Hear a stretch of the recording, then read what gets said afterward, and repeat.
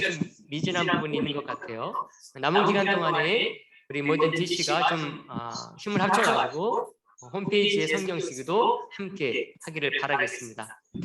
그럼 이 시간 주제 찬양 우리 함께 부르고 힘차게 또 구호도 외치고 시작하도록 하겠습니다. 찬양 5페이지요. 가라 가라 세상을 향해 우리 찬양 함께 힘차게 찬양 드리도록 하겠습니다. 부제 5페이지가 되겠습니다. 가라 가라 세상을 향해 말씀 가지고 가라 가라 세상을 향해 예수님의 명령 우리 힘차게 박수하면서 이 찬양 드리도록 하겠습니다. 가라 가라 세상을 향해 가라 가라 말씀 가지고 가라 가라 온 땅을 향해 가라 가라는 예수님 명령 우리 모두 가겠어요. 땅의 모든 사람들에게 예수님의 사랑을 전하겠어요. 우리 모두 주의 명령을 따라 땅의 모든 사람들에게 예수님의 사랑을 우리 사랑하는 사원제일교회 성도님들 모두 다 같이 우리도 전하러 하자. 전하겠어요. 우리 한 번 더 합니다. 가라 가라 세상을 향해 가라 가라 말씀 가지고 가라 가라 온 땅을 향해 가라 가라는 예수님 명령 우리 모두 가겠어요. 온 땅의 모든 사람들에게 예수님의 사랑을 전하겠어요. 우리 모두 주의 명령을 따라 온 땅의 모든 사람들에게 예수님의 사랑을 우리 집중제자 훈련에 참석하고 있는 우리 모든 성도님들 다 같이요. 우리도 전하러 하자. 전하겠어요. 할렐루야. 우리 이 시간 구호 한번 외쳐보도록 하겠습니다. 구호 준비하면은 우리 오른손을 들면서 얏 하면 되겠습니다. 구호 준비 얏. 구호 시작. 주님 제가 제자입니다. 다시 한번 했습니다. 시작. 주님 제가 제자입니다. 할렐루야. 이번 집중제자 훈련을 통해서 우리 사원제일교회 모든 성도님들이 다시 한번 멋진 제자로 거듭 태어나는 시간이 되기를 바라겠고요. 이 시간을 통해서 또 우리 주님의 제자의 이름에 걸맞는 그런 차원으로 한 단계 더 성숙하는 기회가 되기를 간절히 바라겠습니다. 오늘은 3주차로서요. 한국인보다 더 한국인을 산 서석평 선교사님에 대해서 말씀을 드리도록 하겠습니다. 그림에 나오고 있죠. 한국인보다 더 한국인을 산 서석평 선교사님입니다. 우리나라뿐이 아닙니다. 외국에서 우리나라 영혼들을 위해서 선교하러 오신 외국 선교사입니다. 근데도 우리나라 사람보다도요 더 우리나라 한국 사람 같이 사시면서 선교 사역을 감당하신 분입니다. 소개하면서 먼저 동영상을 보도록 하겠는데요. 2012년도에 선교사님 파송 100주년 1912년에 파송을 받았으니까 2012년은 파송되신 지 100주년을 맞는 해였어요. 그때에 한 언론에서 우리 선교사님에 대해서 소개한 영상입니다. 우리가 이 영상 잠깐 같이 함께 보도록 하고 계속해서 말씀 이어갑니다.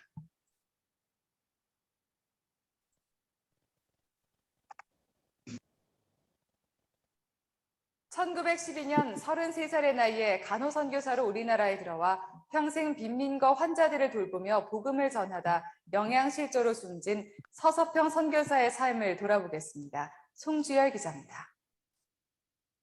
지금으로부터 100년 전인 1912년 3월 미국에서 간호사로 일하던 엘리제 셰핑은 하나님이 주신 소명에 따라 우리나라를 찾았습니다. 간호선교사로 가난하고 병든 이들을 위해 헌신했던 그녀의 한국 이름은 서서평이었습니다. 서서평 선교사가 활동했던 1930년대 광주 전남 지역은 인구 220만 가운데 굶주리는 사람이 무려 88만 명이나 될 정도로 가난과 질병으로 고통을 겪는 사람이 많았습니다. 1년에 100일을 나귀를 타고 전라도 지역 선교여행을 다닌 서서평 선교사는 당시 일기에 이렇게 기록하고 있습니다. 한 달 동안 500명의 여성을 만났는데 하나도 성한 사람이 없이 굶주리고 있거나 병들어 앓고 있거나 소박을 맞아 쫓겨다니거나 다른 고통을 앓고 있었다. 이런 기억 때문인지 서서평 선교사는 구제를 강조했습니다. 1928년 5월 평양에서 열린 조선 간호부의 총회 설교에서 서서평 선교사는 이렇게 말합니다. 남을 불쌍히 여기는 사랑이 없으면 어떻게 될까요? 제 아무리 십자가를 드높이 치켜들고 목이 터질 만큼 예수를 부르짖고 또 기독교 신자라 자처한다 할지라도 구제가 없다면 그것은 참 기독교인이 아닙니다. 그리고 평생 이 땅의 환자들, 특히 나병 환자를 돌보는 일에 헌신했습니다. 또 교육받지 못한 여성들을 위해 한일장신대의 전신인 이일학교와 여성운동의 산실인 부인조력회, 조선여성절제회, 대한간호협회의 전신인 조선간호부회 등을 세웠습니다. 빈민의 대모, 나병 환자들의 어머니로 불렸던 서서평 선교사는 1934년 6월 22년간의 사역을 뒤로한 채 55살의 나이에 질병과 영양실조로 한국 땅에서 생을 마쳤습니다. 진정으로 가난한 이들과 함께했던 서서평 선교사의 삶과 정신은 내한 100주년을 맞은 이제야 주목을 받기 시작했습니다. CBS 뉴스 송주열입니다. 네, 잘 보셨죠? 지금으로부터 100년 조금 넘었습니다. 그 상황을 보게 되면은 우리나라가 그때 얼마나 어렵게 살고 있었는지를 잘 알 수가 있습니다. 참 우리가 많은 선교사님들이 얼마나 큰 빚을 졌는지를 알 수 있는 그런 내용이기도 합니다. 서서평 선교사님은 원래 이름은 엘리제 요한나 쉐핑이라고 하는 이름을 갖고 계신 분입니다. 쉐핑, 서평 조금 비슷하죠. 또 그런 이제 생각에서도 이름을 한국식으로 서평이라고 지은 것이기도 한데요. 선교사님은 결혼도 하지 않으셨어요. 간호 선교사로 우리나라에 오셔가지고 그렇게 사역을 하시다가 우리나라에서 하나님의 부르심을 받았습니다. 선교사로 오시면서요, 한국식 이름을 갖고자 많은 고민을 했다고 그럽니다. 어떻게 이름을 지을까?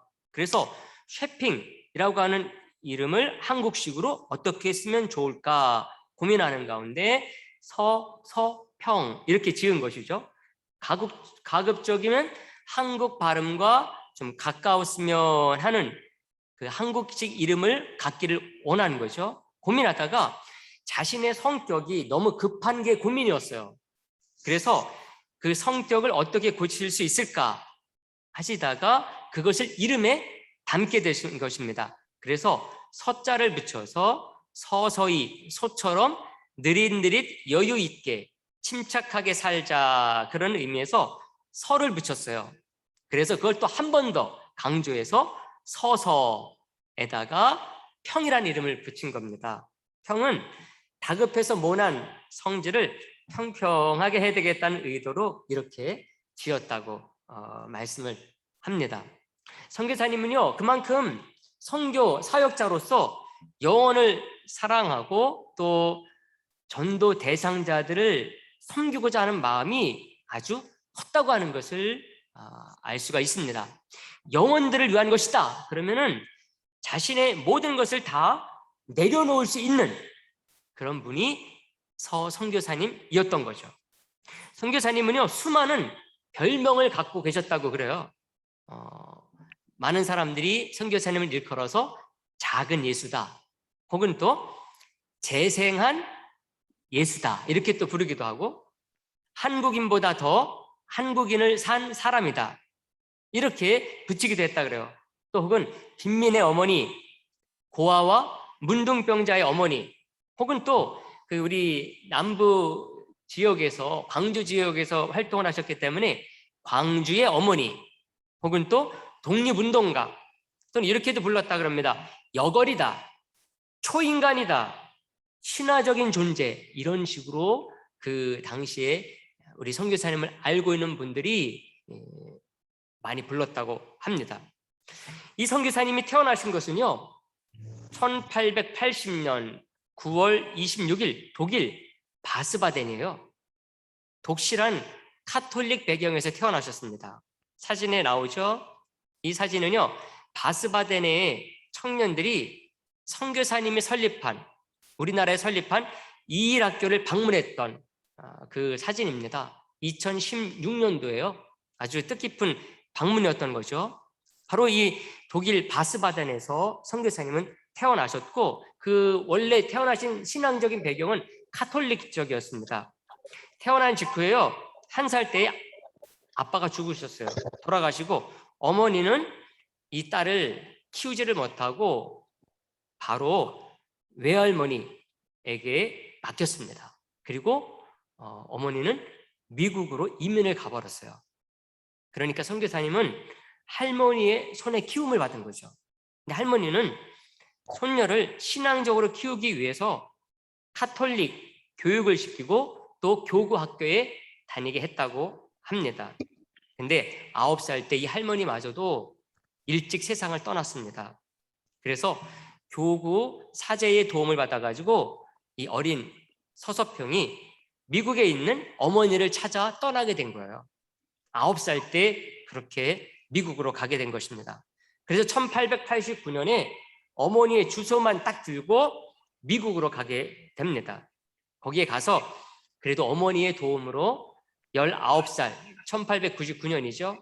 19살 때 카톨릭 미션 고등학교를 마치게 됩니다. 그 해에 미국 시민권도 취득을 하게 되죠. 간호사 되기로 결심을 했어요. 근데 어머니가 반대했어요. 왜 그러느냐? 고생길이 훤하다. 그래서 반대했다고 그래요. 그런데도 선교사님은 어머니의 반대에 딱 무릅쓰고 간호 전문학교에 들어가서 1901년 21세, 21살 때 이제 졸업을 하게 됩니다. 근데 중요한 거는 이때예요.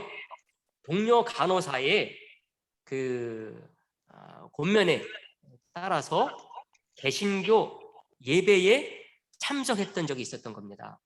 개신교회에서 그 이제 예배를 드리는데 그곳에 이 친구가 권면을 해서 같이 가게 된 겁니다. 근데 거기에서 큰 은혜를 받고 카톨릭에서 개신교로 개종을 하게 된 것입니다. 그 후에 간호원으로 근무하면서 날마다 성경을 읽고 공부하는 일을 계속했어요. 그리고 여기에서 만족하지 아니하고요. 성서 교사 훈련학교를 가게 됩니다. 1904년부터 1911년까지 거기를 다니게 돼요. 낮에는 일을 하면서 밤에는 신학교를 다닌 것입니다. 이곳에서요, 이제 공부를 하시면서 언제라도 선교사로 파송될 수 있는 준비를 하게 됐다고 얘기를 합니다. 결국은 졸업을 딱 하고 난 뒤에 그 다음에 1912년도 2월 20일에 그때 선교사님의 나이 32살입니다. 이때 한국으로 오게 된 겁니다. 이렇게 한국으로 오게 된 가장 중요한 계기가 어디에 있었는가 하면요, 이미 한국에 오셔가지고 선교 사역을 하고 있었던 광주 제중원의 의사 우월순 선교사님 때문이었다 그래요. 한국식 이름으로 우일선 선교사님으로 불립니다. 이 선교사님이요, 선교 일을 의사로서 감당을 하는데 일손이 너무나 부족을 해가지고 계속해서 미국 남장로교 선교본부에다가 간호사를 보내달라, 선교사로 계속해서 요구를 했다고 그래요. 그래서 이제 이 선교사님이 거기에 응해서 오게 된 거죠. 오셔가지고 이 서서평 선교사님은 서울에 있는 세브란스에서도 근무를 한 적이 있습니다. 거기에서 간호사들을 양성하는 일에 헌신하기도 했습니다. 그러다 보니까는 그 가르치는 일도 하고 또 간호사로도 일을 하고 또 거기에다가 어학도 공부하고 뿐만 아니라 병원에 일을 하면서 세탁 같은 일들도 마다하지 않았다고 그럽니다. 또 환자복을 수선하기도 하고 이런 것들을 책임 맡아서 일을 하는 가운데 쉴새가 없을 정도로 선교 사역을 열심히 감당했다고 그럽니다. 이 선교사님의 주된 사역지가 전라도, 광주가 된 이유가 있어요. 당시 선교사님들이 선교를 한국에 와가지고 이제 하면서 선교사님들이 늘어나잖아요. 늘어나면서 이 선교사님들이 한 곳에 몰리지 않도록 선교사님들이 모여가지고 회의를 해가지고 교단마다 지역을 배분했기 때문에 그렇습니다. 서석평 선교사님이 속해 있었던 남장로교, 여기에서는 전라도, 충청, 남도 일부 그리고 제주도를 맡게 됐어요. 그러다 보니까 서석평 선교사님이 광주 지역으로 가서 선교를 감당하게 된 것입니다. 선교사님은 평생 선교사로 오신 이후에 22년 동안 선교사로 헌신을 하셨습니다. 고국에 갈 일도 없었어요. 왜냐? 결혼을 안 했기 때문에 가족이 특별히 없었던 것입니다. 그러니까 22년 동안 선교 사역에만 집중하게 된 거죠. 근데 18년 만에 국제간호사협회 총회에 참석하기 위해서 캐나다에 간 일이 있었어요. 캐나다에 갔다가 미국을 잠깐 방문했었습니다. 거기서 어머니를 만난 적이 있었다고 그래요. 사진에 나오죠. 1929년에 우리 한국 간호사들과 함께 그 캐나다 세계 간호부회 총회에 참석한 그런 사진입니다. 거기 들렸다가 이제 미국에 잠깐 들른 거죠. 그래서 어머니를 만나는데, 근데 선교사님이 하도 평소 입던 옷, 초라한 몰골로 가서 어머니를 만나게 된 거예요. 그러니까 어머니가 이 딸을 냉대한 것입니다. 그렇게 간호학교 가지 말라 그러고 또 간호학교까지 가더니 나중에는 선교사까지 가가지고 이런 몰골로 나타나느냐, 아마 어머니가 그 냉대를 한 것 같습니다. 결국은 어머니와 잘 지내지 못한 것 같아요. 조선의 불쌍한 사람들을 위해서 전 생애를 다 바쳤는데, 근데 실상은 그 가족들에게는 이렇게 버림을 받은 그런 인생이 선교사님의 사역이었던 거죠. 삶이었던 것입니다.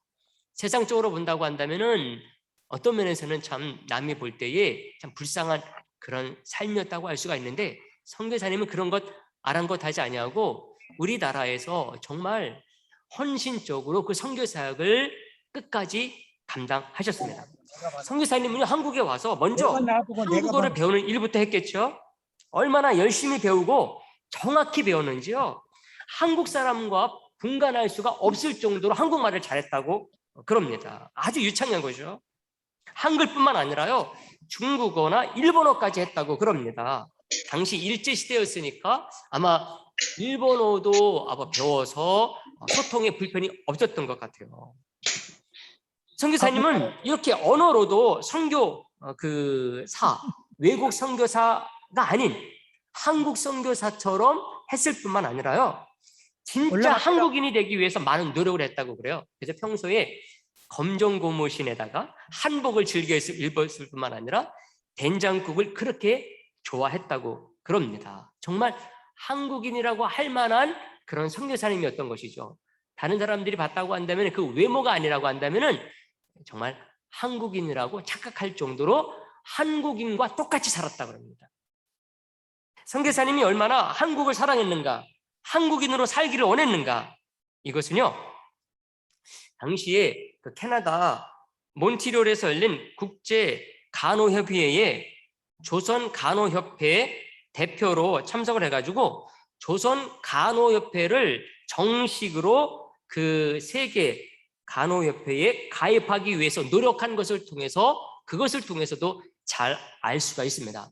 선교사님은 이 우리나라 당시 일제시대죠. 강점기였습니다. 그때에도 불구하고 한국 사람의 이름으로, 한국의 이름으로 세계 간호협회에 등록하기 위해서 캐나다까지 달려간 겁니다. 근데 이것을 일제가 먼저 알고요, 일본 간호협회도 가입을 신청한 겁니다. 일제 강점기니까 일본은 조선이 단독으로 가입하는 것을 방해했다고 그래요. 막 이의를 제기하면서 못하게 한 거죠. 결국 국제 간호협회에서는 일본 간호협회의 그 이제 이름으로 한국 간호협회도 조선 간호협회도 가입하기를 권면했다고 그래요. 근데 선교사님은 반대했다고 합니다. 일본은 일본이고 한국은 한국이다. 조선은 조선이다. 그렇게 가입하기를 원하지 않았다고 반대했다고 합니다. 결국은 이 선교사님의 끈질긴 노력 그리고 이 시도로 말미암아서요 일본도 가입을 하지 못했다 그래요.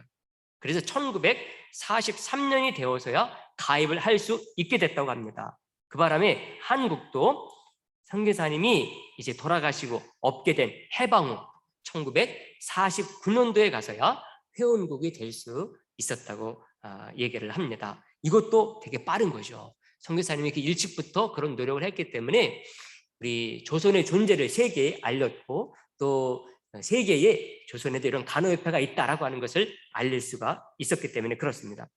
선교사님의 선교 사역에 있어서 여성이어서 그런지요 여성 교육을 위한 선교가 아주 특별했습니다. 선교사님은 당시 우리나라 여성들의 삶이 얼마나 기구하냐 열악하냐 이것을 너무나 잘 알고 있었습니다. 그럴 수밖에 없죠. 뭐 어디 살기 좋은 곳에 따로 사시면서 선교한 게 아니라 그런 한국인들과 같이 살면서 선교를 하셨으니까 그 당시에 여성들의 삶을 너무나 잘 알 수가 있었던 것입니다. 대부분의 여성들이 한글마저 떼지 못하고 또 무지한 데다가 경제권도 없었죠. 스스로 여권 의식도 없었습니다. 부모 반대로 초등교육도 받지 못한 그런 여인들이 대부분이었습니다. 가난해서 공부하고 싶어도 공부하지 못한 여인들이 얼마나 많았겠어요. 결혼은 했는데 아이를 낳지를 못해가지고 소박당한 여인들, 일찍 결혼했다가 사별한 여인들, 이런 여인들을 모아가지고요 가르치는 일을 선교사님은 꾸준히 했다고 그래요. 그리고 그분들에게 간호사 훈련도 많이 시켰다고 그럽니다. 그래서 농촌의 지도자로 양성하려고 하는 노력들을 많이 기울였다고 합니다. 이런 가운데 세워진 학교가 지금은 한일 장신대학교로 이름을 하고 있는 이일학교였습니다. 사진에 나오죠? 최초의 여성 신학교 하면서 이일학교가 세워진 것이죠. 1926년도 광주 양림 뒷동산에 3층짜리 건물을 짓고 이렇게 광주 이일학교 이름을 붙여서 시작을 했다고 그럽니다. 여기서는 성경을 가르치는 일뿐만 아니라 여성들을 계몽을 하고 사회적인 지위를 높이는 그런 일들을 해 나갔다고 그럽니다. 과학이나 뭐 상식, 건강, 가정위생, 아이들의 교육론, 상처를 어떻게 치료하는 그 치료법, 또 세균, 전염병 예방 같은 것들 이런 것들을 즉 그 당시 우리 서민들, 평민들이 사는 데 있어서 꼭 필요한 것들을 아주 요긴하게 잘 가르쳤다고 알려져 있습니다. 그렇게 가르쳐가지고 변화된 그런 많은 여인들이 있는데 그 가운데서 한 2분 정도 소개를 해드리면요. 그 김화남이라고 하는 여인이 있었다고 그래요. 23살에 남편을 잃은 여인이었습니다. 그래서 아들과 딸을 데리고서 아주 어렵게 살던 그런 여인이었는데 32살에 예수님을 믿게 된 것입니다. 그래서 이 학교에 입학을 해서 새로운 인생을 살게 된 거죠. 전도 부인으로 활동하면서 전남 지역의 외로운 할머니들을 돕는 성로원을 운영하는 일에 뛰어들기까지 했다고 그래요. 이분은 90살이 넘어서까지 이 일을 하면서 아침 저녁으로 예배를 인도하는 일뿐만 아니라 매일 2시간씩 할머니들에게 성경을 가르치면서 살았다고 알려져 있습니다.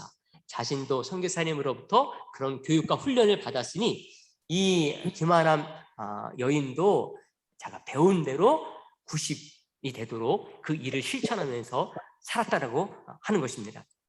그때마다 그 서석평 선교사님의 도움으로 이제 공부한 것을 잊지 아니하고 다른 사람들에게 그것을 다 나눠주는 일을 자기의 사명으로 알고 평생을 한 것이라고 할 수가 있습니다. 맡겨주신 사명을 감당하는 게 자기를 늙지 않게 한다 그러면서 나이 들어서도 그 일들을 중단하지 아니하고 정말 죽을 때까지 여성들을 가르치는 일을 헌신을 했다고 합니다. 오버케라고 하는 그런 여인이 또 있어요. 이 오버케라고 하는 여인은 18살에 결혼을 해가지고 옛날에는 일찍들 결혼했지 않습니까? 그런데 19살에 남편을 잃은 거예요. 이 오버키라고 하는 여인은 그렇게 일찍 결혼한 데다가 남편도 일찍 여의어가지고 참 청산가부로 평생을 살아야 됐던 그런 여인이었던 것입니다. 근데 이분이 그 평생 그렇게 살아야 되는구나, 이것 때문에 아마 그것을 감당할 수 없어가지고 자살을 하려고 그랬던 것 같아요. 3번이나 양잿물을 마시고 죽으려고 그랬다고 합니다.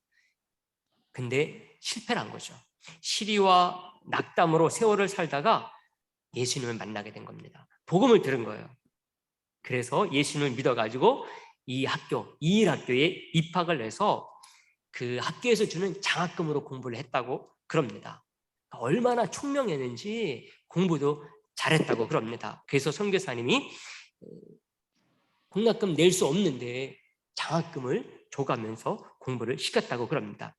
집에서는 기독교를 반대를 해가지고요, 또 학비도 대주지 않으려고 그랬던 것 같아요. 근데 이 오버키라고 하는 여인은 나중에 평양 신학교까지 갔다고 그럽니다. 그래서 나중에는 이 서서평 선교사님의 든든한 동역자로 사역을 했다고 그래요.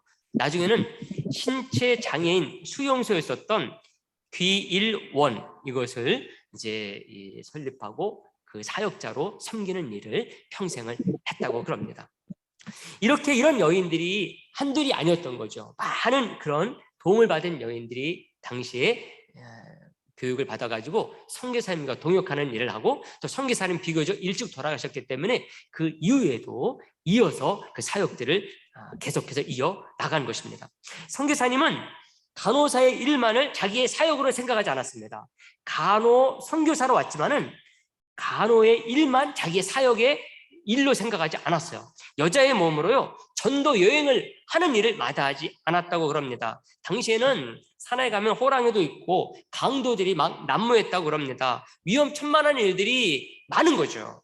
그런데도 선교사님은 조랑말을 타고 산을 넘고 강을 건너가면서 전도를 다녔다고 그럽니다. 사진에 나오죠. 이 사진은 1915년에 그 선교 회보에 실린 선교사님의 실제 사역의 모습입니다. 조랑말을 타고 있는 그런 모습입니다. 이 전도를 하면서 선교사님은 지역마다 부인들 모아가지고 조력회를 만들었다고 그럽니다. 그래서 많은 지도자들을 세우는 일들을 한 것이죠. 가는 곳마다, 마을마다 여인들이 예수님을 믿게 되면 그 여인들 그냥 개별적으로 믿게 놔둔 것이 아니라 그 지역마다 부인 조력회를 만들어가지고 지도자로 세우는 일을 한 것입니다. 그래서 사람들은 이 선교사님을 여걸 선교사다, 이렇게 부르기도 했다고 그럽니다. 그 정말 이 여자뿐만 아니라 남자 1000명을 대신할 수 있는 그런 선교사다, 이렇게 부르기도 했다고 그래요. 선교사님은 특히요, 그 육지만이 아니라 그 섬, 제주도, 추자도, 거기에 대한 선교에 남다른 애정을 보였다고 그럽니다. 당시 제주도 선교는요, 이규풍 선교사님이 1호로 파송이 돼가지고 선교 사역을 감당하고 있었는데, 거기는 가기도 쉽지 않은 곳이었어요. 제주도 잘못 가다가 풍랑 만나가지고 죽는 일들이 허다했기 때문에 그렇습니다. 그런데도 선교사님은 목포에서 냄새나는 아주 작은 일본 배를 타고 진짜 수십 시간, 막 54시간씩 걸려가면서 가서 사역을 했다고 그럽니다. 배를 타고 가면서 뭐 배멀미를 하고 온갖 악취를 무릅쓰고 거기에 도착해서 선교 사역을 감당하는 일들을 마다하지 않았다는 것이죠. 뿐만 아니라요, 추자도와 모슬포, 여기까지도 선교사님의 사역지였다고 그렇게 얘기를 하고 있습니다.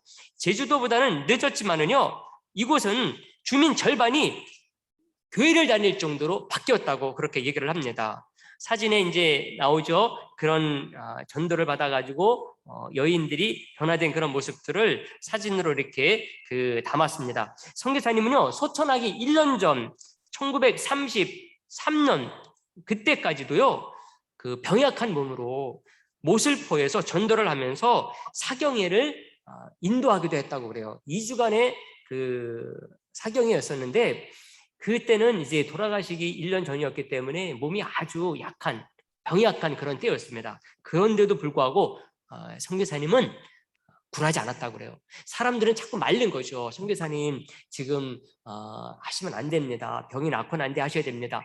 그런데 선교사님은 거기에 굴하지 아니하고 건강이 회복된 다음에 하자면은 언제 하나님의 일을 하겠느냐, 그러면서 선교사님은 바닷길을 헤쳐서 그런 섬 지역까지 찾아가 가지고 그런 부흥에도 사경에도 인도하시는 일들을 마다하지 않았다고 그럽니다. 그러다 보니까 사람들이 더욱더 선교사님을 가리켜서 참 여걸 선교사님이다 이렇게 부르는 일들을 마다하지 않은 것이죠. 당시 간호를 맡았던 분이 그 증언을 합니다. 위독할 정도로 병세가 위중했는데도 죽었으면 죽었지 목숨이 내게 붙어 있는 한 내가 거기 가야 된다 그러시면서 가서 사역을 하시고 전도를 하고 사경회를 인도했다고 그럽니다. 이렇게 가게 되면은요, 먼 거리에서 몰려든 해녀들이 성경 공부를 배우겠다고 몰려들었다고 그럽니다. 막 100리, 200리 먼 곳에서도 찾아와 가지고요, 선교사님에게 그 말씀을 배우고 들었다고 그럽니다. 그 당시에는 정말 남이 옷을 입혀줘야 될 정도로 아주 병약했다고 그럽니다. 쇠약해졌다고 그래요. 그런데도 불구하고 그 침상에 누워서 그 오는 여인들에게 말씀을 가르치는 선교사님이었다고 그럽니다. 이런 선교사님의 눈물겨운 헌신으로 인해서 우리나라의 교회가 성장할 수가 있었던 것이고요. 당시 여성들의 위상이 높아질 수가 있었고 여성들의 의식이 깨어날 수가 있었다고 말씀드릴 수가 있습니다.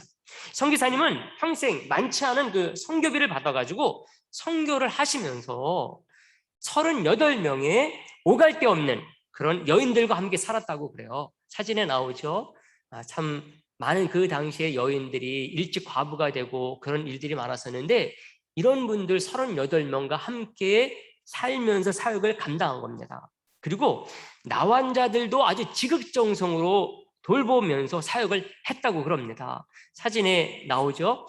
가장 당시에 또 소외받았던 나환자들이 많이 있었는데 이들을 치료하는 일에도 선교사님이 아주 적극적으로 그 손발 벗어붙이고 나섰다고 그럽니다. 특히 선교사님의 노력으로 소록도에 나환자촌이 형성이 돼가지고 정착을 해서 오늘날에 이르는데 많은 기여를 했다고 그럽니다. 이런 나환자촌이 소록도에 괜히 생긴 게 아니라고 하는 것을 알 수가 있는 것이죠. 그리고 또 38명의 과부들뿐만 아니라요, 14명의 아이들을 입양해서 같이 살았어요. 일제강점기라서 모든 사람들의 삶이 힘겹고 구차스러웠잖아요. 그러다 보니까 고아들도 많은 거죠. 근데 선교사님은 이런 고아들을 자기 자식으로 입양을 해서 14명이나 함께 그 양육을 하면서 살았다고 그럽니다. 자녀들은 입양자니 자녀들 여러분 크면서 모든 애들이 그렇지만 다 순조롭게 자랍니까? 그렇지 않죠. 키우면서 별의별 일들이 다 있는 것입니다. 간호사로 일을 하면서 얻은 딸 하나가 있는데 이 딸 하나는요, 4살 때 머리가 심하게 아주 다친 채로 병원 문전에 버려진 아이였다고 그럽니다. 선교사님은 집에서 이 아이를 잘 치료하고 기르다가 한 아이 없는 가정에 수양딸로 준 일이 있었다고 그래요. 명절이 되면은 이제 입양돼서 간 곳에 옷도 사다 주고 시간이 되는 대로 또 이제 여러 가지 것들 사다 주면서 자라는 것을 지켜보고 있었다고 그럽니다. 그 집에서 잘 키우는지. 근데 어느 날 딱 찾아가 보니까 그 집이 술 장사를 하면서 그 딸에게 술상 심부름을 시키는 것을 보게 된 거예요. 선교사님이 얼마나 화가 났겠어요. 그런 일 시키라고 수양딸로 보낸 게 아닌데 그런 일을 시키고 있으니까. 그래서 다시 돌려달라 그런 것입니다. 근데 이 사람들이 그 딸을 보내지를 않는 거예요. 이 선교사님을 모함을 하면서 이 딸을 또 구슬러 가지고 못 가게 한 겁니다. 선교사님은 포기하지 않고 끝까지 돌려달라고 하니까 그 사람들이 돈을 요구하겠다고 그래요. 그동안 키운 양육비를 되돌려달라는 것입니다. 그것도 그냥 자기들이 쓴 그 돈만이 아니라 거기다 덧붙여가지고 거액의 돈을 달라고 그런 겁니다. 말도 안 되는 요구죠. 할 수 없이 법의 호소를 해서 판결에 따라서 양육들을 지불을 하고 다시 찾아오는 일이 이런 일까지 있었다고 합니다. 그때 그 딸의 나이가 12살이었다고 그래요. 그러니까 이런 이제 자녀들을 14명이나 키운 거예요. 그 14명 가운데 아들은 딱 하나였었고 13이 딸이었습니다. 금방 사진에 나왔던 것처럼 이런 양녀들이 13이나 됐던 것이죠. 이런 일들이 그 많은 애들 그런 속에서 계속해서 있었지만은요, 하나하나 양육을 하는 데 있어서 선교사님은 지극정성을 들였습니다. 그 하나하나 키워나가면서 얼마나 많은 일들이 생겼겠습니까? 그런데도 선교사님은 그 14명의 아이들 그리고 38명의 과부들 함께 사시면서 간호사로서의 선교사역도 감당을 하고 그 외에 또 이 소록도 그런 나환자들 이런 분들을 위해서도 사역을 감당하는 일을 게을리하지 않았다고 하는 것입니다. 거기에다가 선교사님은요, 평생 이렇게 사역을 하다 보니까 몸이 성할 날이 없었다고 그래요. 그래서 항상 약한 몸을 이끌고 선교를 감당해야지만이 됐다고 합니다. 결국은 선교사님은 1934년 6월 26일 그때의 선교사님의 연세가 54살이었어요. 이른 나이죠. 결국 그때의 우리나라에서 선교사로 사역하신 지 22년 만에 소천을 하시게 됩니다. 그림의 사진에 나오는 것은 1934년 6월 28일자에 칠린 선교사님의 그 부고 그리고 선교사님의 사역에 대한 그런 기사입니다. 동아일보에서 실었던 그런 기사를 이렇게 그림으로 보여드리는 것입니다.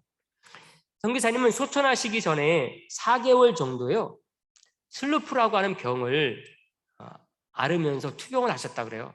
이 병은요, 많은 선교사님들이 사역을 하면서 우리나라에서 이제 알았던 그런 병이라고 합니다. 서서평 선교사님도 한국에 와서 선교를 하는 동안 내내 이 병으로 고생을 했다고 그럽니다. 그래서 그 사역을 하시는 내내 성할 날이 없었다고 그럽니다. 그런데도 선교를 쉬지 않았던 것이죠. 결국 그 결과 이른 나이에 하나님의 부르심을 받게 된 것입니다. 사진에 보면은 호남신학교 내에 그 묘지가 되어 있는데요. 그 묘비가 그림에 나오고 있습니다. 그리고 그 오른편에 있는 그림은요, 광주 양림동에 그 이름되어 있는 서서평길이라고 하는 길의 모습입니다. 선교사님의 사역이 많은 분들이 이제 낯선 이름이다 생각할지 모르지만은 우리 남부 지역, 광주 지역에서는 아주 잘 알려져 있는, 그래서 길에도 서서평 선교사님의 이름이 붙을 정도로 참 이렇게 존경받는 그런 선교사님이라고 할 수가 있습니다. 선교사님은 마지막까지 자신이 다 하지 못한 선교 사역을 걱정했다고 그럽니다. 자신이 죽게 되면은 그 시체까지도 그냥 땅에 묻지 말고 해부해서 그 많은 사람들의 연구 자료로 써달라 이렇게 하시면서 운명하셨다고 그럽니다.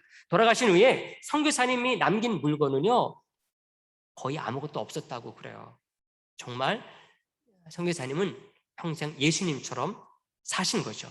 우리나라에 자기 나라의 영혼도 아닌 참 외국 머나먼 동양의 이 작은 나라 한국의 영혼들을 위해서 모든 것을 정말 다 주고 떠나셨음을 마지막 남긴 그것을 통해서도 잘 알 수가 있습니다. 선교사님이 떠난 그 자리, 그 침상 밑에는요 눈에 띄는 글귀가 하나 있었다고 그래요. 남긴 것도 워낙 없어가지고 남긴 것이 누구한테 소개할래야 참 할 것도 없지만은 그런 가운데 선교사님의 그 침상 맡에는 아주 이런 글이 쓰여 있었다고 합니다. 성공이 아니라 섬깁니다. 오늘날 100년이 훨씬 넘은 이때에도 너무나 우리들에게도 도전이 되는 귀한 말씀이죠. 진정한 기독교인은 시대와 이념을 초월한다라고 하는 것을 알 수가 있습니다. 선교사님이 정말 우리 주님의 그 구원의 은혜와 사랑 가운데 한 영혼을 위해서 섬기다 보니까 이게 선교사님의 평생의 좌우명이 된 것입니다. 성공이 아니라 섬깁니다. 특히 21세기 오늘날 성공과 출세를 위해서 물러가지 않는 이 시대 속에서 우리에게 더욱더 도전이 되는, 특히 우리 주님을 믿는 성도와 교회로서 참 도전이 되는 그런 말씀을 마지막 침상 맡에 남겨줘서 오늘 우리들에게 도전을 주는 말씀으로 남게 된 것이라고 할 수가 있습니다. 선교사님은 정말 섬김을 받는 자가 아니라 섬기는 자로 오신 예수님처럼요, 평생을 모든 삶 속에서 성공이 아니라 섬김으로 사신 분이었습니다. 이것을 이 좌우명 하나로 우리들에게 그대로 보여주고 있다고 할 수가 있습니다. 오늘 이렇게 세 번째로 서서평 선교사님에 대해서 이제 소개를 드렸습니다. 우리 성도님들도요, 우리 서서평 선교사님 정말 인생의 멘토로 여러분들이 받아들여 가지고 우리 서서평 선교사님, 우리들이 이분의 삶 참 얼마나 본받을 수 있겠습니까? 하지만 우리가 참 얼마 안 되는 본을 따른다 할지라도 우리가 도전받고 나아가는 가운데 우리의 삶 속에서 선교사님이 가신 그 길 나도 따라가겠다 하는 마음을 가지고, 우리 선교사님은 예수님 따르신 것 아니겠습니까? 그 길 우리도 따르는 가운데 우리의 모든 삶 속에서 참 이런 아름다운 본이 조금이나마 만들어질 수 있는 저와 여러분, 우리 성도, 우리 교회 되기를 간절히 바라겠습니다. 네, 기도하고 오늘 강의는 마치도록 하겠습니다. 기도하겠습니다. 하나님, 감사를 드립니다. 오늘 집중 제자 훈련 세 번째로 우리 서서평 선교사님에 대해서 저희들이 생각해 보는 시간을 가졌습니다. 하나님, 우리 모든 성도들이 더욱더 도전을 깊이 받아서 우리 선교사님 정말 우리의 인생의 멘토로 하나님 본받아갈 수 있도록 인도하여 주시기를 주님 원하옵고, 이를 통해서 우리 성도님들도 참 우리 모든 자손들에게, 후배들에게 이런 본으로 남길 수 있는 아름다운 역사가 가득하게 하여 주옵소서. 또 이제 이어서 진행되는 우리 DC별 나눔 시간에도 우리 하나님께서 꼭 함께 해주시옵고, 예수님의 이름으로 기도하옵나이다. 아멘. 할렐루야. 네, 강의를 이렇게 마쳤습니다. 바로 이어서 우리 그룹별 모임 시간을 갖도록 하겠습니다.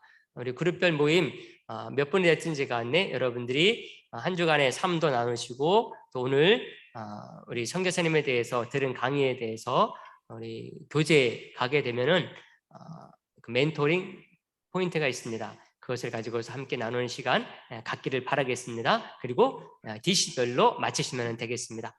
네, 감사합니다.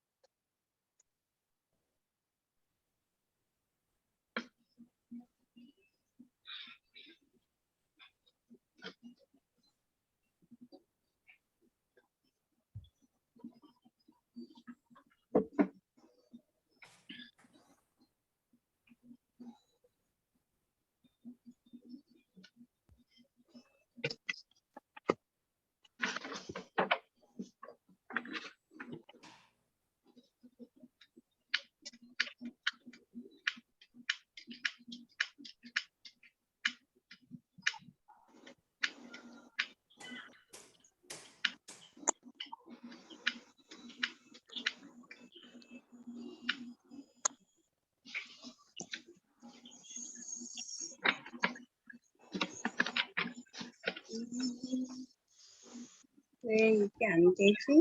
안녕하세요. 교사님 안녕하세요. 안녕하세요. 안녕하세요. 유승근 권사님. 네, 안녕하세요. 안녕하세요. 네. 안녕. 반갑습니다.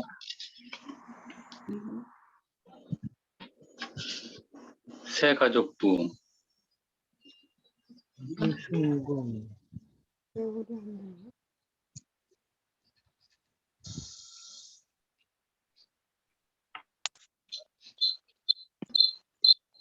왜 우린 안 되지? 찬양 5분 기회를 직접 표시하고 있습니다.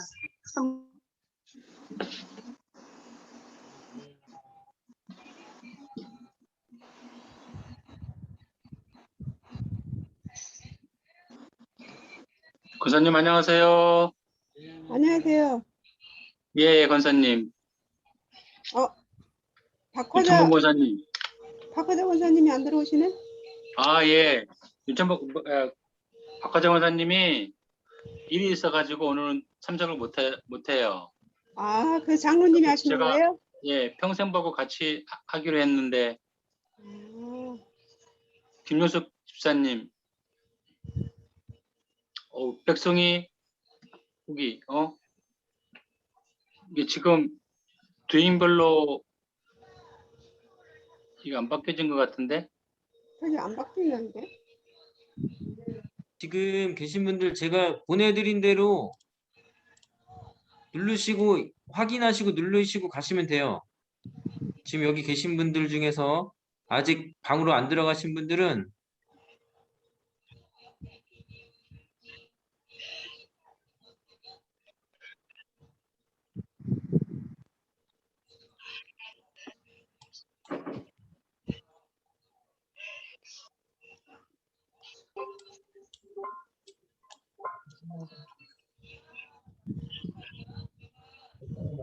안녕하세요, 집사님.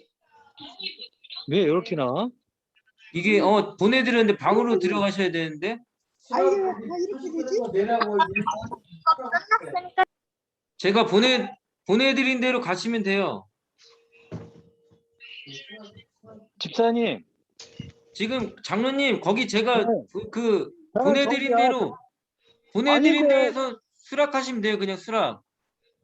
강신복 장로님네 그 소속이 아닌데 그거 어디예요? 전도선교 쪽이니까 김윤숙 집사님, 김윤숙 권사님이나 예. 아니면 임종환 저 집사님이나 예. 김중혜 집사님 그쪽으로 넣어줘야 되는데. 예, 알겠습니다.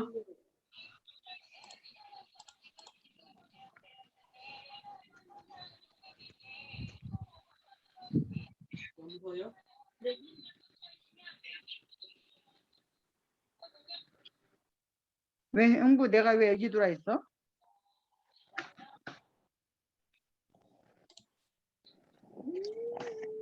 왜?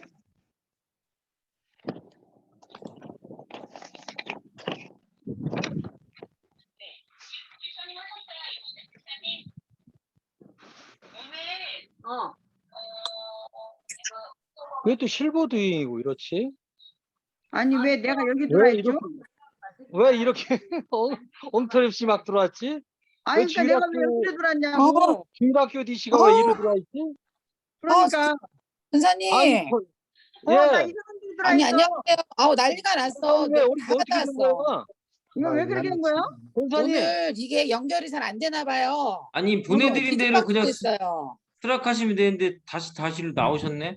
어떡하지? 아니 아까 나갔지 내가 이상한 데 나갔다 다시 들어온 거야. 왜냐면 다른 DC방으로 다 갔어요. 고순옥, 자 그럼 고순옥 권사님 화면 치시고 화면 누르면 위에 소회의실 나올 거예요. 소회의실 글로 들어가시면 돼요. 내가 지금 보내드리는데 자꾸 나오시네. 나가기? 저도 해요?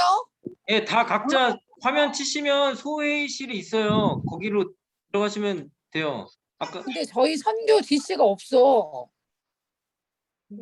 성교 DC가 원래 성교전도 DC 있잖아 지금. 왜 안 보여? 아 나왔다. 해보자. 성교전 그리고 윤창문 권사님도 화면 치시면 주일학교 DC 나와요. 글로 제가 보내드렸는데 일로 다시 나오셨네. 윤창문 권사님 주일학교 DC로 가시면 돼요.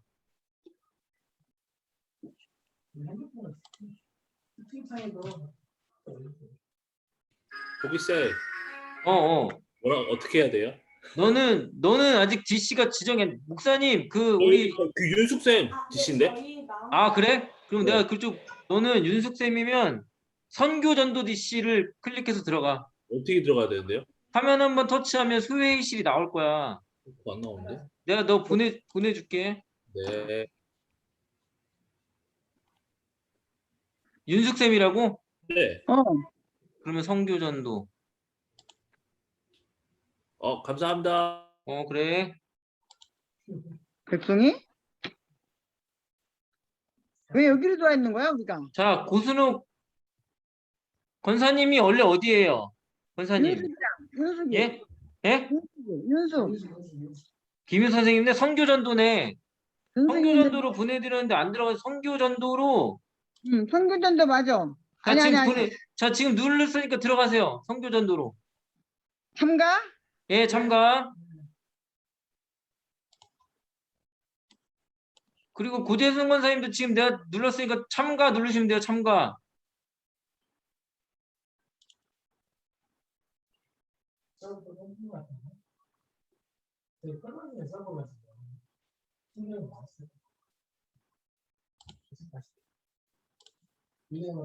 자꾸만 나갔다가 들어오시고 나갔다 들어오시는구나. 네, 권사님. 여보세요? 여보세요? 네네. 그리고 여기 지금 여기 계신 분이 네? 누구죠? 제 목소리 들리시는 분? 목사님 말고 지금 김순애 권사님이신가요? 여기 계신 분? 그 시사교재. 잠깐만요. 시사교재 지금 권사님이 왜 안 들고 오셨어요? 권사님만 없고 나머지 다 들어가 있는데? 누구 식탁교재 누구? 예, 이계는 권사님. 이계남 권사님이 없네요 지금 여기. 이계는 권사님 지금 왜 안 나가셨어요? 다시 들어오시면 보내드린다고. 예. 우리 나가는 거 왜 안 들어오는 거? 실버두잉. 권사님이 잘못 이해하시 본인이 개설을 하는 거지 이해하신 거 같아요. 아니 다 그냥 수락만 하시면 되는데. 그걸 모르고 나가고 자기 설 만들려고 하셨는데 안 들어오니까 지금 이제 다시 또 하셔서 여기서 들어가는 거 하셔서 잘 배워가실 거예요. 그렇게 이해하신 것 같아요. 나머지 다 들어와 있는. 자 여기서 제 목소리 들리시는 분이 누구시죠? 여기 남아 계신 분, 여기 계신 분은 제 목소리가 들리면 아직 방으로 안 들어가신 거거든요. 제 목소리가 들리시는 분이 성함이 누구세요?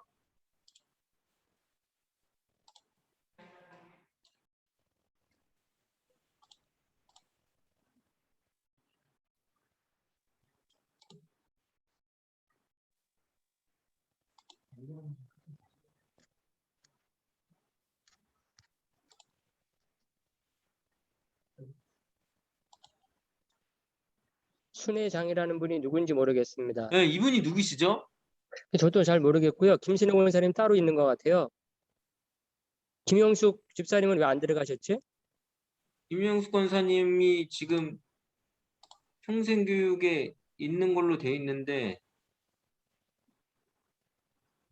김영숙 집사님이 거기 들어갔는데 이게 이렇게 뜨고 있나 보다. 이런 경우가 있나 보다. 그죠? 그런 것 같아요. 김영숙 지사님, 제 목소리가 들리면 안 됩니다. 제 목소리가 들리면 빨리 각 방으로 가셔야 돼요. 새가족 DC로 들어가 주세요. 제가 눌렀으니까 새가족 DC로 가세요. 고대는 권사님.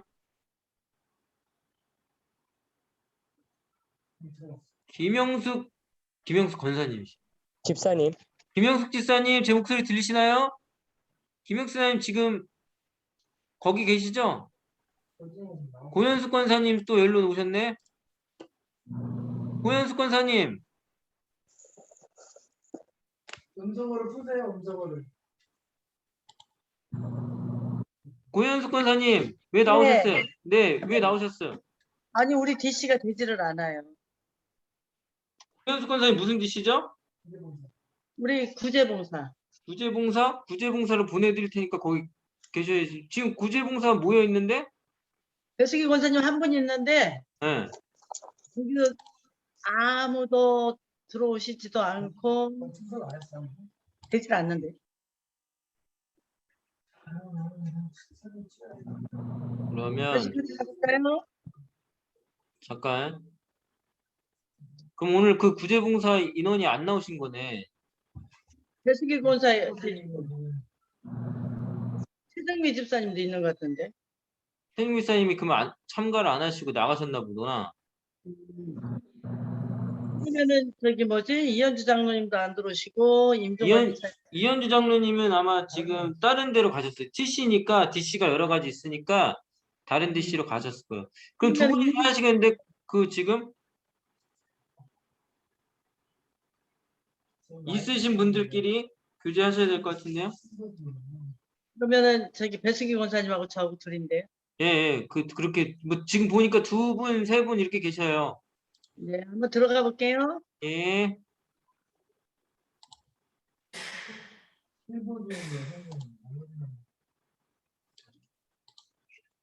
그리고 지금 제 목소리가 들리시는 분, 이분 누구시지? 성함이 모르겠네.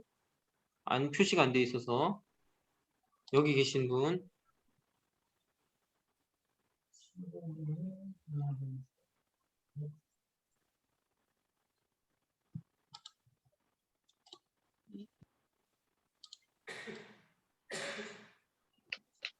김순애 선생님.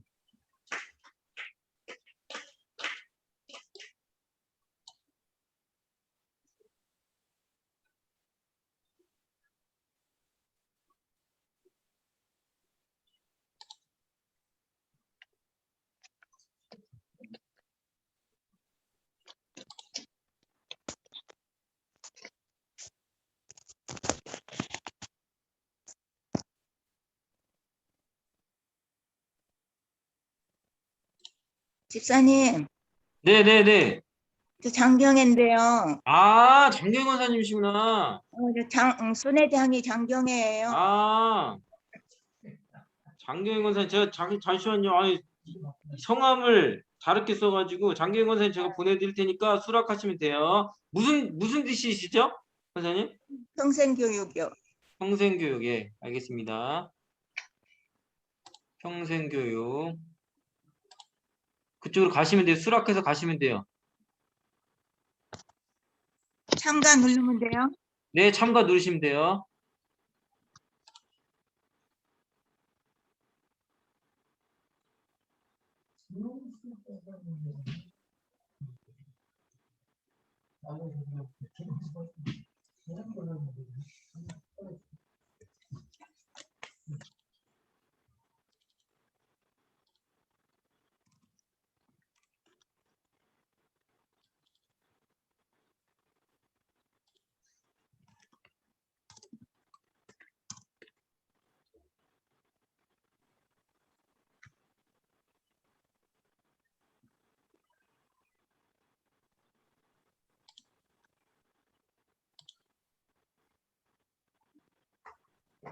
고생하셨습니다. 네.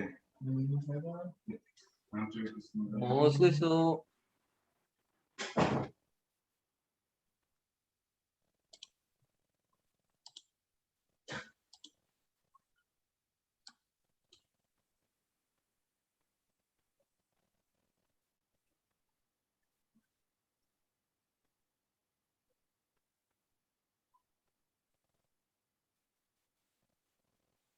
실버 도잉이 제일 많은데요? 네. 여사님. 선물 보내주세요.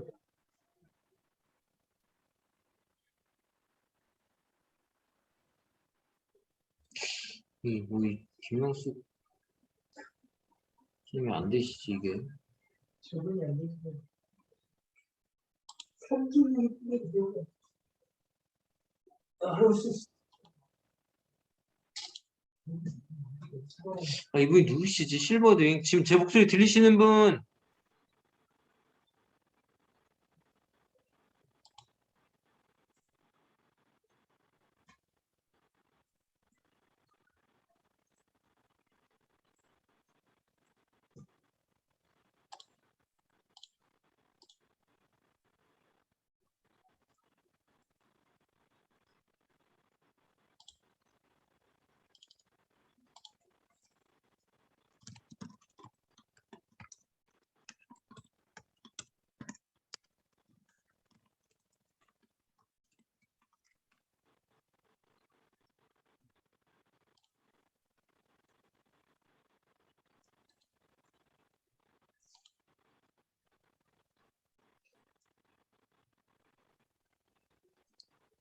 은영쌤, 네, 끝났어요? 네. 아, 네네, 알겠습니다.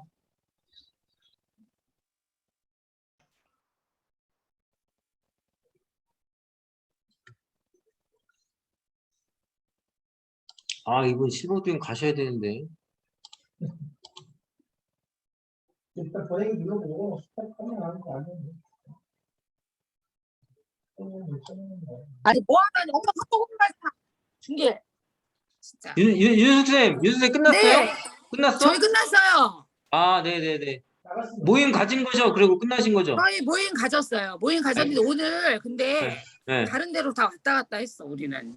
아, 우리는 저희 찬양도 다녀오고 저기도 다녀오고. 참가 누르면 되는데 그냥 그거 아니 참가로 눌러서 어. 전도 선교가 들어갔어. 어. 근데 나 혼자밖에 없는 거야. 어. 나 혼자밖에 없어 참가 인원을 보면. 어. 그래서 이게 도대체 어떻게 됐지라고 생각하고 다른 어. 걸 이렇게 한번 눌렀어. 그랬더니 어. 내가 고재순 권사님 방으로 갔고 또 다른 어. 방으로 또 간 거야. 그래서 아예 다 나와버렸어 내가. 아, 다 그렇구나. 나와서 다시 부팅을 하니까 호기쌤이 나를 다시 그거 해준 거지. 그리고 아. 나서 아까 들어가라고 하니까 됐어요. 그리고 어쨌든- 백승쌤 들어오고 저기 고승쌤 들어오고. 모임 그렇게. 어쨌든 가지신 거죠? 모임 가졌어요. 네. 예, 알겠습니다. 고생하셨어요. 네, 수고하셨습니다. 예, 예. 네.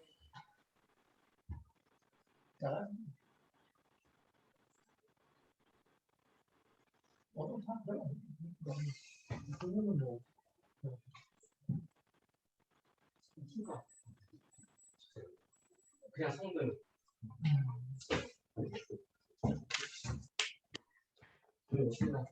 지금 목소리 들리시는 분이 송희건 성도님이신가요? 송희건 성도님?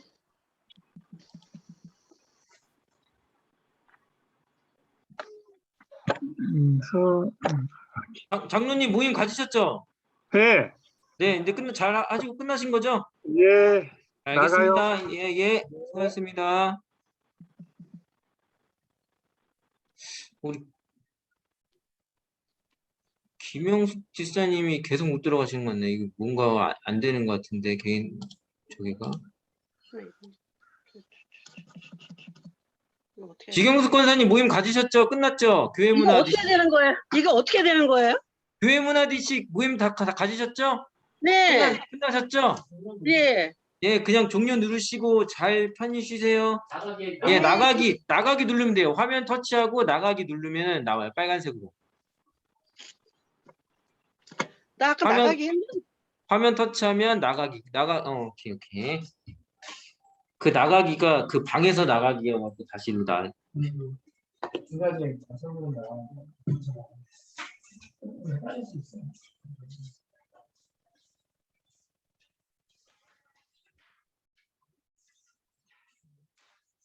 김효식 집사님이 안 받으시는 거예요? 지금 찬양 DC가 하고 있고. 여보세요? 집사님, 줌이 잘 조정이 안 돼요? 아, 다 됐어요? 아, 알겠습니다. 아, 알겠습니다. 고맙습니다. 네. 순회장이 누구인지 모르죠? 아니 됐어요. 저기 누구예요? 장경희 권사님 있어요. 아, 왜 순회장이 되셨을까? 이름을 잘못 썼대요. 김영수 사님 모임 잘 가지셨죠? 이제 밖으로 나가시면 됩니다. 그래서 제가 이제 또 뭔가 누구시냐고 본인 얘기를 했는데 제 생각에는 좀 미숙하시니까 바꿀 줄 모르시니까 그냥 나고 이제 알았으니까 딱 그분만 몰랐고 나머지는 우리가 그래서 이제 여기서 바꿨죠. 여기 바꿀 수 있으면 바꾸면 본인이 뭐 만드시는 거예요? 들어오기까지만 하시고 하나님이 있는데 하나님에서 일주일에 한 번에 하신 분들은 청소하실 때 처음 하신 거랑 비슷하니까 그래도 연봉이 많이 좋았습니다. 누가 어느 중가 제일 많이 나왔어요? 실버가 여성은 다른 데는 다 두세 명? 세네 명? 네 명이 있는 경우가 있어요, 지금? 차량 경배. 네 명이요? 네, 네. 지난 다녔으니까 네, 이번에 네. 실버 줘야 돼, 실버. 아, 실버 너무 많아가 지금. 네, 뭐 다른 데는 다 애매한데 실버네, 실버. 실버를 한번 주면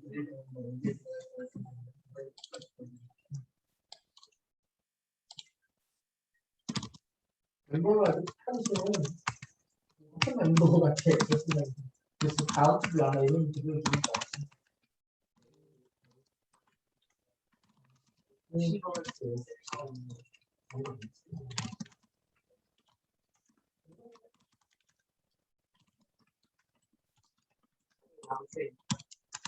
아니, 몇 분이 아직. 네. 모임을 아직. 광고하잖아요. 끝나신 분들은 공무원 유니스트 나가시고.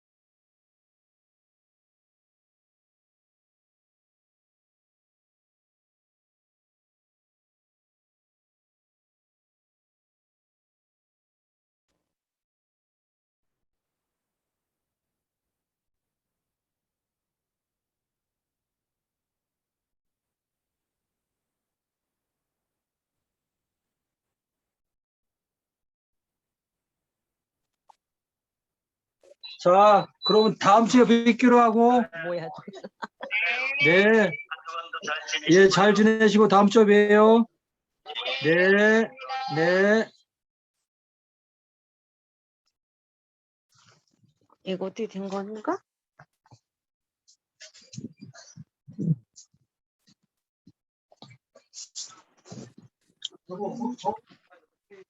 보내줘? 아이고, 아이고, 아이고. 소회의만 나갔잖아. 왜 안 꺼졌어? 응? 속상한 살만 나왔는데?